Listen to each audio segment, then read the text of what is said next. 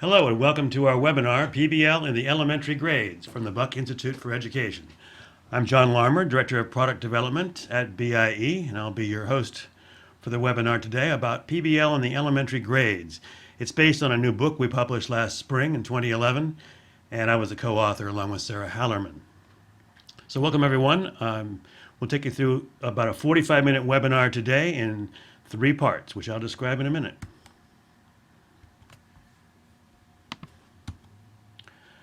BIE is a nonprofit organization based in Northern California, and we focus entirely on project-based learning. Our website, which you can see here, bie.org, has videos, planning tools, research offerings from professional development and books, everything you need for project-based learning K-12 or even K-14. This webinar will be available on our YouTube channel at youtube.com/BIEPBL, along with others in our PBL webinar series. All right, so like I said, this webinar today is based on our book, PBL in the Elementary Grades, which is meant to be a really practical guide for K-5 teachers to plan and manage projects and assess student learning. There are lots of practical tools, a lot of advice from classroom teachers, sample projects, lots of advice as far as how to manage the day-to-day aspects of a project, as well as how to design good driving questions for projects, which we'll explore in a minute today. My name, as I said, is John Larmer, and I'm a former teacher of high school, a little bit of lower grades as well, and I'm in charge of writing our books and other materials here at BIE. You can contact me later if you wish. I'll give you my email address, and we can stay in touch if you have any questions about PBL. We anticipated some need-to-knows that you might have about project-based learning and how it might fit into your classroom and school. So that'll be our topic for the first part of this webinar. The second part, we'll talk about the nuts and bolts of designing, assessing, and managing a project. And the last Part 3, we'll look at some sample projects from the book and also some useful tools you can download free from our website or find in the back of the book for planning projects. The intro to the book I wanted to point out because it points out some key things about project-based learning, which I'll go over in a second. It describes how BIE looks at PBL, what our model for it is, and also we talk about why you use it as a teaching method, why it can be fit in today's classrooms and schools, and how it might fit into your program. Here are a couple of snapshots, just quick sentences describing what you might see in various grade level classrooms while students are engaged in a project. And this is here just to show you that there are different ways to do projects, and they can be everything from events to problem solving exercises, real world problems or scenario based problems. They could be creating interesting products, lots of different ways to do projects, which we'll explore in this webinar. The first big point I want to make is that projects should be the main course, not the dessert. We make this distinction because a lot of teachers at our workshops and so forth might say, well, we do projects here at my school. And they might do projects, but are they really doing project-based learning? There's a difference. So let's explore that difference. Here's an example of a classic dessert-style project, the California Mission. I did this when I was in 4th grade in California schools, and they're still doing it today, and most 4th graders in California, I think, still do the Mission project. Typically, the teacher assigns this project midway through a unit on the California history of the Spanish explorers and the Native Americans in California. The missions were built in the late 1700s and early 1800s up the coast, 21 missions in all. And the teacher would teach this unit fairly traditionally, a combination of textbooks, worksheets, videos, websites perhaps, activities of various sorts, and then say, okay, your assignment is to go off and build a mission and bring it back in 2 weeks. And so we chose our missions. I chose Mission Santa Cruz, one of the easier ones to build, being a lazy kid. And we went off and got our materials, our cardboard, our sand, our sugar cubes, the glue, the paint, what have you, to construct our missions. And in 2 weeks, we brought them back to the classroom and put them on the shelf, and everyone looked at the missions, and that was our project. So that's a classic dessert-style project. We didn't learn much through the project itself, besides perhaps a bit about the architecture of a mission or how to build it out of sugar cubes. But the real content of the unit was taught before that project was assigned. It was a hands-on activity. It wasn't bad. It's not a bad way to teach, but it's not main course PBL.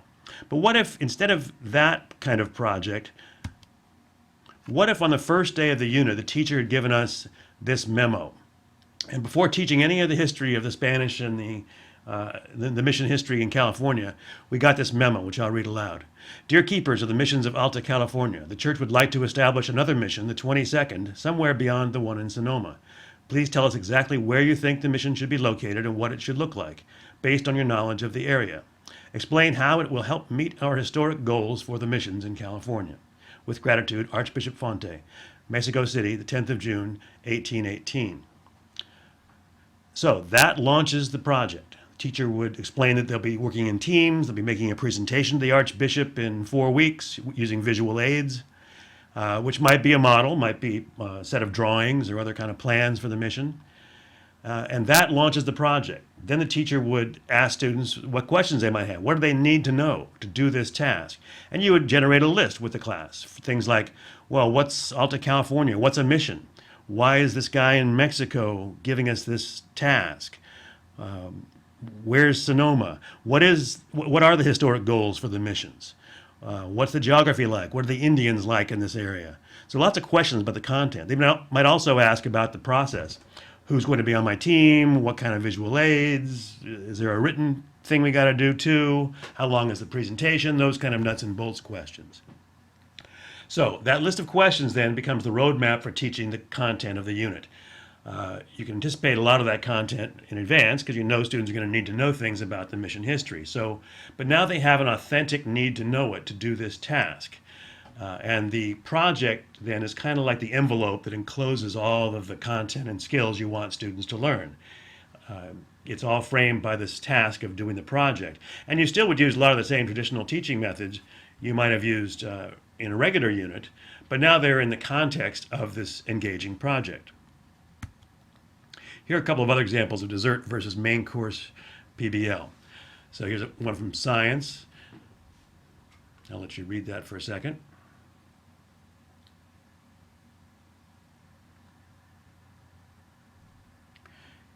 As I said, it's not bad to have students growing plants in the classroom and observing their growth and recording data. That's a fine activity. But a real main course project might be more in-depth, where students are making decisions about how to grow plants in a vegetable garden, considering climate and soil. And it's more complex and it's more long-term, and it can be used to teach a lot of the content in a science curriculum. Here's one from math. Again, not a bad idea to have students cut out geometric shapes and make actual physical models of things. But imagine if they had an authentic task to use math to solve a real-world problem. Much more in-depth, and you can use that kind of a project to teach a lot of math. Here's one from social studies. A classic dessert project is often an event where you have students dress up or bring in food or celebrate a holiday. Those kind of events, they're fine for cultural understanding and so forth. But what if it was a more in-depth question, like this one you see here about, are we the same or different from people in China? And students create more complex products in answering that question, as well as have that correspondence with pen pals at a school in China. Here's one from Language Arts English. Similar kind of task. They're creating a book, they're publishing their writing, I should say. But on the right, it's a little more updated in the sense of writing a blog instead of collecting a book.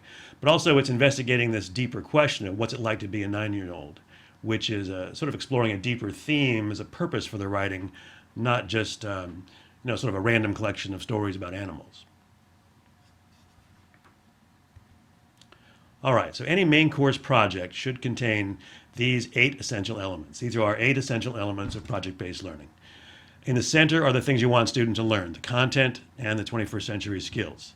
Around the edges of the hexagon are the features of any good project, which I'll explain. Significant content, it has to do with your content standards, other things that you value as a teacher or that they're in your curriculum frameworks and so forth. What should students really be learning in your project? It's important to base your project on important content. If you're going to spend weeks on a project, it can't be on trivial content, and you need to make sure students are learning what you need them to learn. The parallel tracks are here because content is one of the tracks along with 21st century skills that get students where you want them to go. They aren't exclusive. You can teach both content and build 21st century skills in a good project. 21st century skills are things like collaboration, critical thinking, problem solving, communication, often using various media or technology. Project management is sometimes mentioned as a 21st century skill, creativity, innovation, global citizenship, some of those kind of things as well are mentioned as 21st century skills. All those are taught sometimes in traditional education, but are taught really well through project-based learning.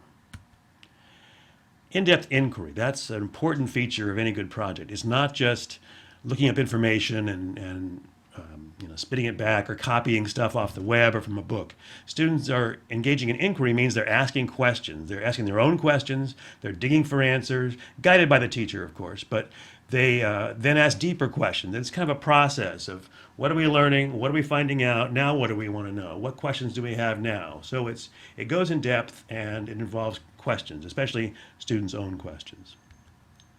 A driving question is an important element. It frames the whole project. I'll describe some examples very soon. This is a way for both students and teachers to have a focus for the project. So students always know, why are we doing this? Well, it's to answer this driving question. Teachers can use a driving question to frame their planning, to make sure that the scaffolding they're providing students, the products they're asking students to create, are all designed to have students an opportunity to answer that driving question. A need to know is created by the project. I mentioned that before with the 22nd Mission Project example. Students had a need to know that content about the Spanish history in California.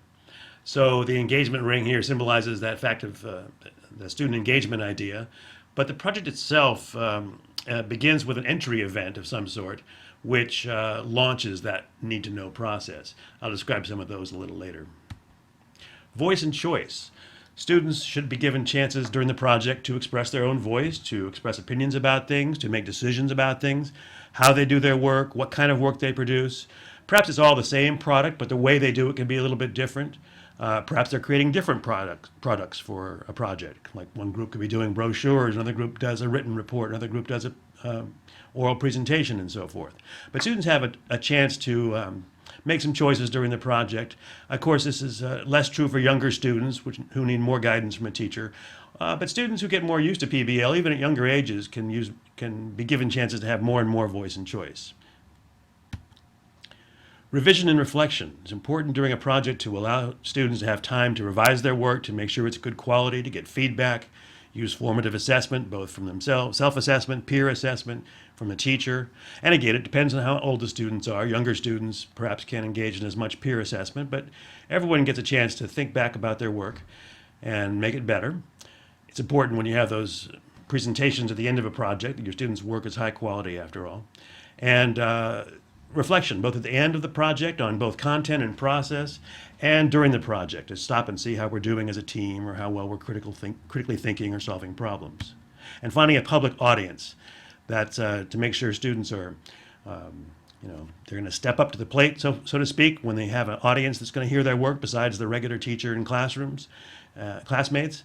And it allows you to sort of show off what your students are doing, too. It's a nice feature of any good project. Finally, I want to conclude this part of the webinar with some thoughts on how PBL can fit into a school's literacy program. Fully integrated PBL is less common, but that's when projects are used throughout the day. They integrate literacy and math, and so the reading, the writing students are doing, a lot of the math they might be doing, all are in the service, are all leading toward answering the driving question and creating the products of the project. All right, so that's a less common model. Partially integrated PBL is more common. That's where projects occur mainly in the afternoon or the time of the day set aside for social studies or science, perhaps the arts. And there might be some connections back to the literacy program. Some of the reading and writing, certainly oral language skills are being practiced that relate to the project, and perhaps some of the math as well. And finally, a separate PBL where there's no connection to literacy and math, because those are fairly locked-in programs, perhaps, must be followed with fidelity. And so projects only occur at certain times of the day, in the afternoon usually, or some schools even take a time out from a semester and spend 2 or 3 or 4 days doing PBL and then go back to their regular program after the projects are all done. So lots of ways to fit it in, And we'll talk more about designing and assessing and managing projects in the next segment.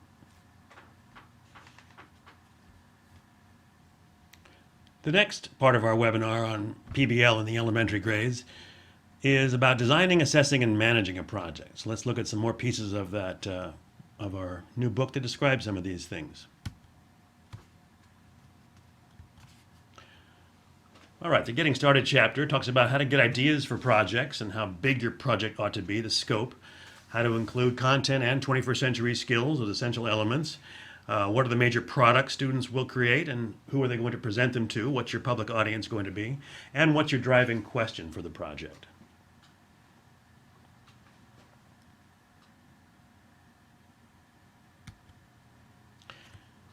Here's a little snapshot of one of the pages that talks about different kinds of projects, give you a sense of how many projects can be, projects can take many different forms. They can be more philosophical questions you're investigating. They could be actual events or phenomena. They could be problem-solving situations, real or fictitious, issues in the community or in the world, the nation. They could be design challenge kind of projects where students are actually producing some physical artifact which is going to be used by somebody, or an event or something like that.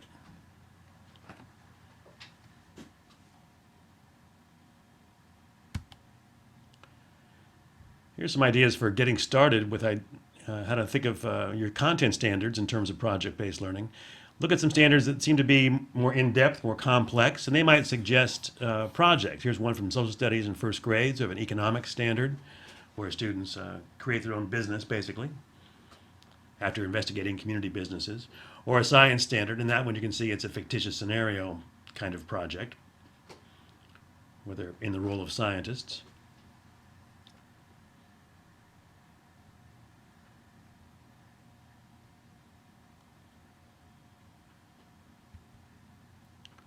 Ideas can come from your community also. Think about what's going on right now in our school community, in our local area, in the city, the region, wherever. And think about what students might be interested in investigating. Perhaps it's something really on their minds, like a lot of pets in this case, abandoned pets nearby, or perhaps they want to help community residents recycle more. So lots of sort of local issues can inspire ideas for projects, as well as current events, as it says there in that tips for the classroom sidebar.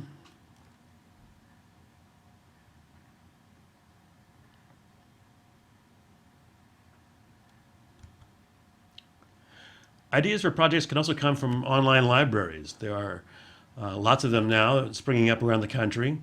Some of the best ones are featured here on this bulletin board item from our book. And our website, bae.org, has a project search tool. We've found various projects. You can search by grade level and subject area, which we have linked to various online libraries. West Virginia is one of the best. Their whole state is doing a lot of PBL right now.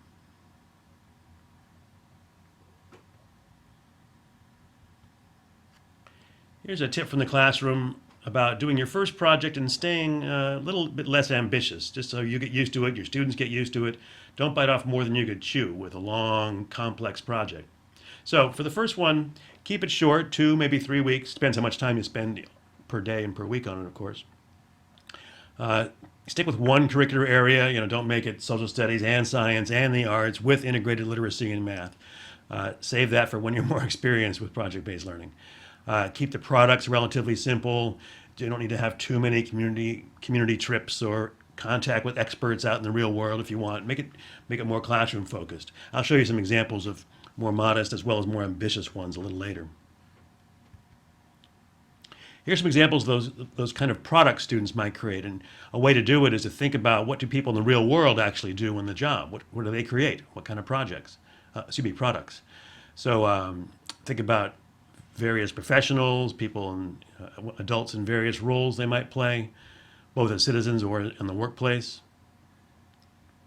And think about what's an authentic kind of task, authentic problems those people might solve, and what kind of things do they actually produce. You wouldn't, for example, have a chef preparing a brochure about food. That's not something chefs do. They plan menus. They have a demonstration, perhaps.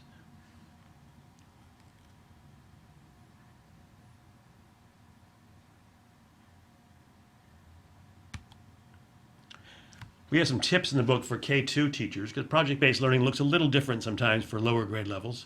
So here's a tip that instead of having students in teams doing a lot of work on their own, perhaps doing separate products or separate pieces of a complex project, have the whole class work on one project.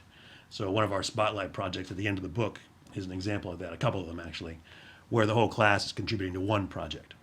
Easier to manage, easier for students. They can still work in teams part of the time, but not all the time. Writing and driving question. That can be one of the trickier parts of designing a good project.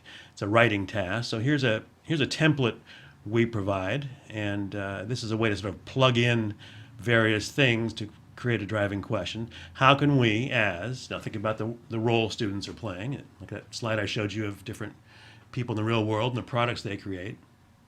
How can we, as, say, a scientist, create a product or do a task, write an environmental impact report, say, for or to or that. So what's the purpose of the audience? So how can we as scientists write an environmental impact report to evaluate the effect of a road going through our forest? Okay, so that's or it could be the audience, for the county environmental commission or something. Okay, so there's a couple of examples there at the bottom of more ways you can plug in those components to write a driving question. Oh, and here's the Rubric. This is a little device we invented for our workshops. You can find this on our website and download it and make it yourself. It's a way to create a little tool for helping you write driving questions using that template I just described, where you can scroll through various pieces, real-world roles, products, and so forth, and help you write a driving question. There's also a little how-to video on our website about how to create the Rubric you might enjoy. All right, next, planning the details. This gets into the nitty-gritty of assessment, how to manage the day-to-day, incorporating literacy, technology, and so forth. Also, the all-important issue of working with student teams.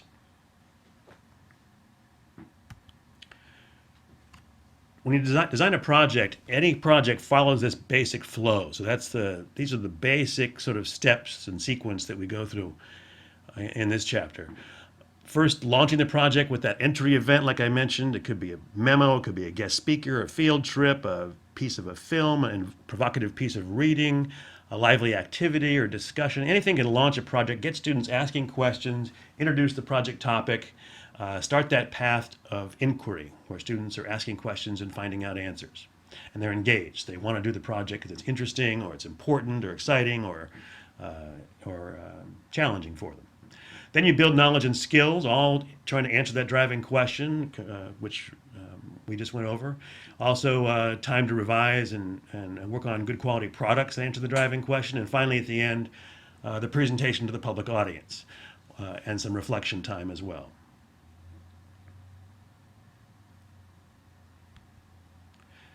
A note here about assessment in project-based learning. And traditional assessment is on the left side of this balance.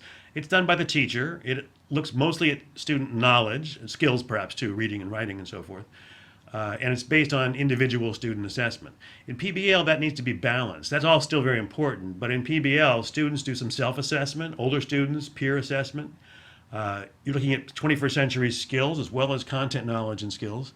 So how do you assess critical thinking, problem solving, collaboration, some of those kind of skills. I'll show you some rubrics for that in a little while. And the team is assessed too, how well the team works, and sometimes team-created products. But it's important to make sure that if you use grades or points, that individual products are given much more weight than team-created products. It's much more fair that way for students who may not do all the work they could in a team sometimes. A note here about technology in a project. It doesn't have to be in a project. A lot of people associate technology with PBL, and it doesn't have to be a part of PBL, but it certainly can enhance projects in a wonderful way. So find ways that students can use technology both to create products as well as to communicate and work together and collaborate online. Both for creating products and for working together, technology is a very useful tool, and it links to the Common Core state standards.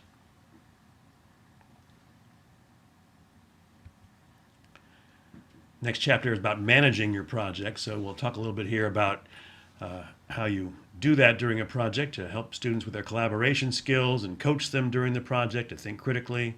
The use of formative assessment is very important, and getting ready for that public presentation. This slide is I'll linger on this for a second so you can read it. And this is another page from the book that talks about how you might facilitate inquiry in a project. So along with your literacy program, you're bringing in a lot of articles, books, other kinds of text, pictures, artifacts perhaps. Text can be broadly defined. And students then are investigating the topic and generating more questions.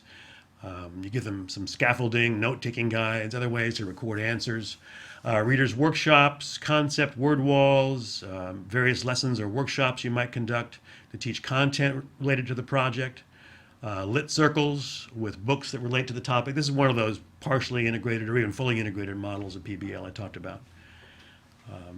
And then finally, students might have other kinds of experiences, field work, expert visits with working with mentors, going online, all aimed at building their knowledge and helping them answer that driving question and create high quality products.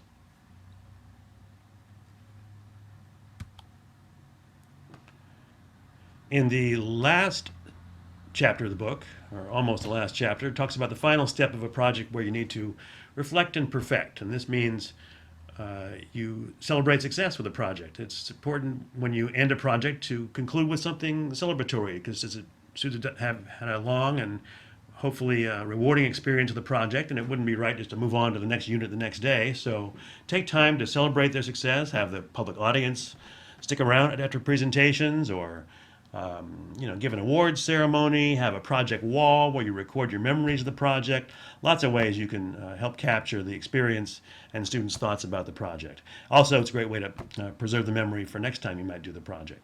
It's important to let students have time to reflect, like I mentioned, looking back over both the process and the content. How well did I work as a team member? What did I learn? How did my thinking change about that driving question? Also get feedback from students about the project. Ask them how it went, and help you fine-tune it for next time you might teach it.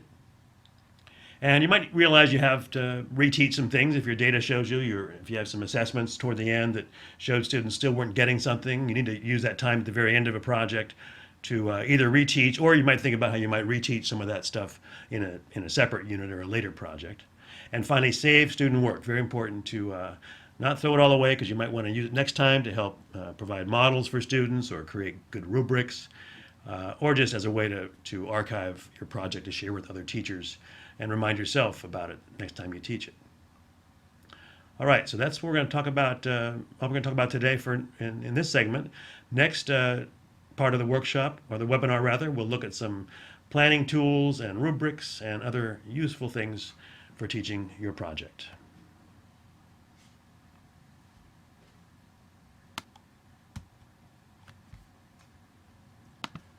All right, in the last part of the webinar, we'll look at some sample projects and some useful tools for planning your project. Here's a list of what's contained in the book, and you can see it's a combination of planning forms, rubrics, as well as things you might hand out to students or send to parents about the project. So we'll look at a couple examples of these, and you can find more on our website. They're all free for downloading from our website, as well as found in the back of the book PBL in the elementary grades. Here's a collaboration rubric for upper elementary perhaps and secondary level students. And you can see it's got 4 levels of achievement: below standard, approaching at standard, and above standard. The above standard is reserved for students who do really extra good work, and you can see that the plus signs indicate that on the rubric. And the 3 categories here: responsibility for yourself, doing your own work, helping the team do its work, and finally respecting others as the final category of this rubric. So that can be used to help assess students both during and after a project. Students can use it to assess themselves. They can use it at the beginning to talk about how they're going to work as a team. And at checkpoints during the project, you can have them reflect on how well they're doing in relation to this rubric. And at the end, looking back, how well did we do? Here's an example of how to do that kind of a rubric for Lower elementary students, there's not quite as many words as you can tell. And one team of teachers at a workshop I went to added a picture in the left column to sort of signify doing work on time, or helping team, or listening, sharing ideas. So helping explain those concepts with a visual cue, as well as the three levels, still learning sometimes and almost always. Here's an example of a handout you might give students during a project, a team work plan, where students can keep track of their work, who's doing what, when's it due, check off when it's done, and so forth. So they can really break down a project in terms of the various steps that need to be accomplished, which again, you would help students do more so with younger students. But the teacher would, of course, check this now and then, and maybe meet with a team and have them get out their work plan and check in with how they're doing and what needs to be done, troubleshoot any problems, and so forth.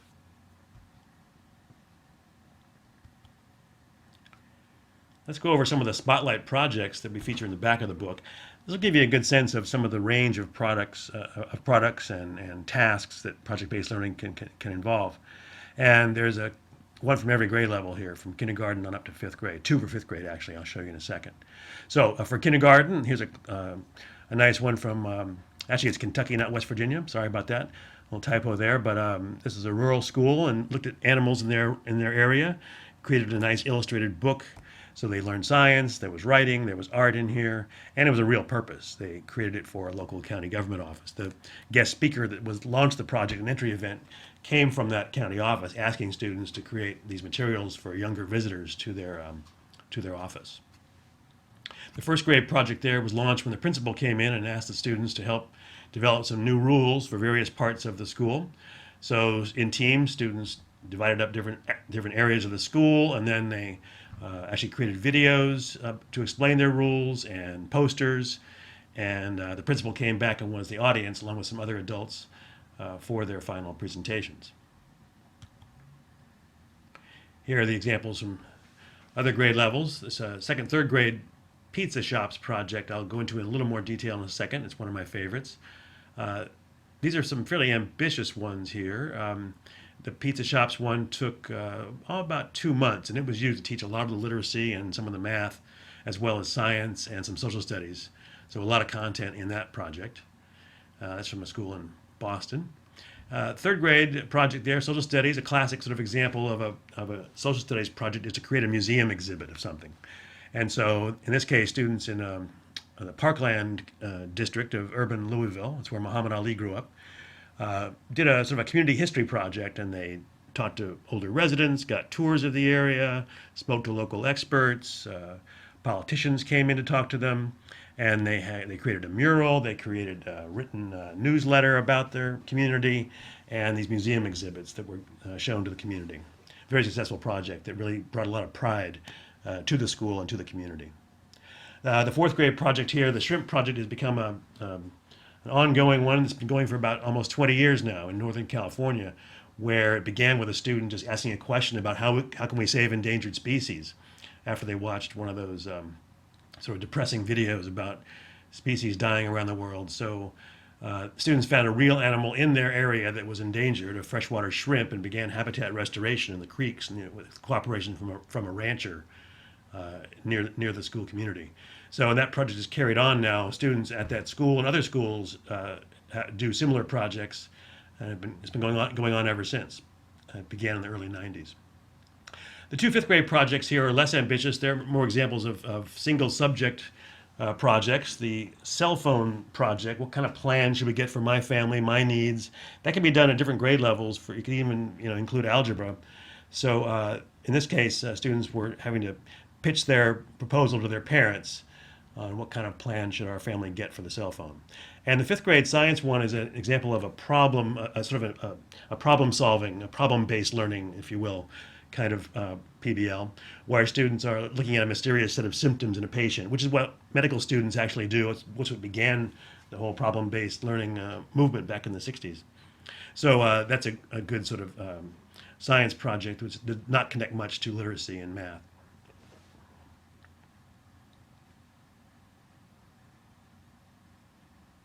By the way, all these projects, you can find out more about them either by contacting BIE, or the information in the book about how to contact the teachers to find out more about how they ran these projects. The book describes them in more detail. Here's that one about the pizza shops from Mission Hill School in Boston, Massachusetts. As you can see, it integrated lots of content areas, and it was rather lengthy, like I said. It took a lot of time and lasted a long time. The driving question I liked, what does it mean to work? So it was a fairly in-depth concept of Laurel really wanted the students to think about what it means to work hard, and they did work hard. To run their own pizza shop, they realized was a lot of hard work. They had to get the ingredients and the tools and set up the room. For 2 days, they had a restaurant, took orders, made deliveries, seated people, and it was very ambitious, but the kids learned a lot and thought hard about different roles people have in a restaurant. For example, the dishwasher worked harder than the person at the front of the room, the host or the hostess, and got paid less. So they raised issues of fairness and equity on the job, and they interviewed people in the community about their work, and parents and guardians and friends. So really explored the idea of work in an in-depth way, concluding with their own pizza shop. Wonderful project, and here's Laurel's comments on it at the end. I'll let you read that for a second.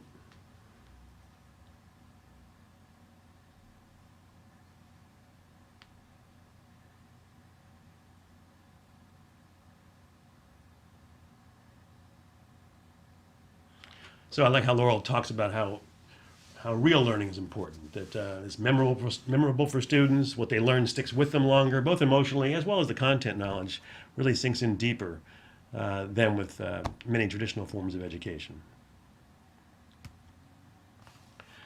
Our website, this is a shot of one page from our website at bie.org. This shows our online store where you can purchase the book for $30, and we have other books for middle school and high school. The PBL Handbook is an older book that is a classic of project-based learning for secondary level students and teachers. And there are translations of the book now available in Spanish and other languages as well, the handbook, that is. And we have other tools that are available on the website. The planning forms and rubrics and things I showed you can be downloaded for free. We have services for professional development and a forum section and a blog, lots of ways to stay in touch and ask questions, lots of videos about PBL as well. Now, if you do have questions, you can contact me directly or post them in our forums section of our website. There, you can get answers to questions from fellow practitioners around the country, or BIE staff, or our national faculty, the folks who do workshops for us around the country. And it's a great way to share ideas and help others on their path to successful PBL. There's a way to contact me if you want to email me directly and talk about PBL or bounce ideas around for projects. Please contact me. Also, you can follow us on Twitter, and we have a YouTube site, as I mentioned, and you can find this webinar and others in our webinar series on PBL on YouTube. So we hope you enjoyed it. Hope you'll stay in touch, and good luck out there with your project-based learning. Thanks for coming.